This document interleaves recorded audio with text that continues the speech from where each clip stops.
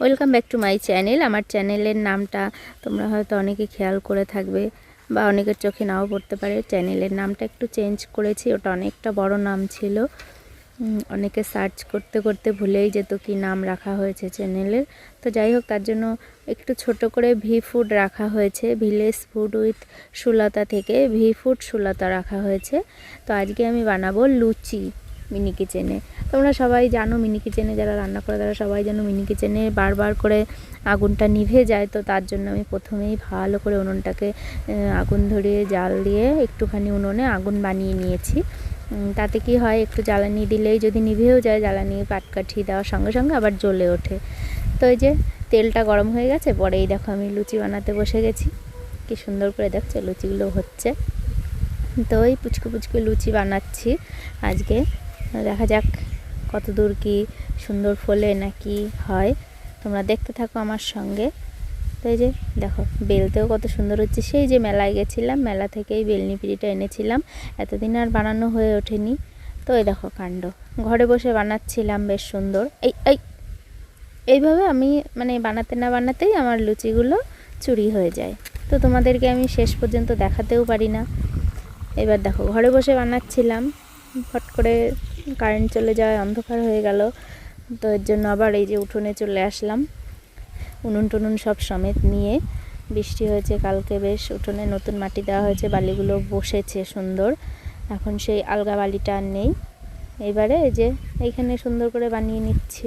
তো বাইরে একটু হাওয়াও ছিল, বারবার করে জাল নিভে যাচ্ছিল। আর আমি একবার করে জ্বালানি ঢেলছি, আবার হাত মুছছি, তারপরে আবার মানে লুচিটা বেলছি আর কি।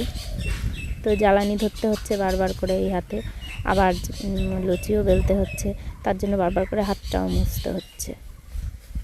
তো এগুলো আমরা খাবো, নোংরা করে বানালে তো আর হবে না, এগুলো বাচ্চারা খাবে। ওই দেখো একটা একটা করে কিন্তু এদিক দিয়ে উঠে যাচ্ছে লুচি। হ্যাঁ, আমি ভেজে রাখছি আর একটা একটা করে উঠে যাচ্ছে।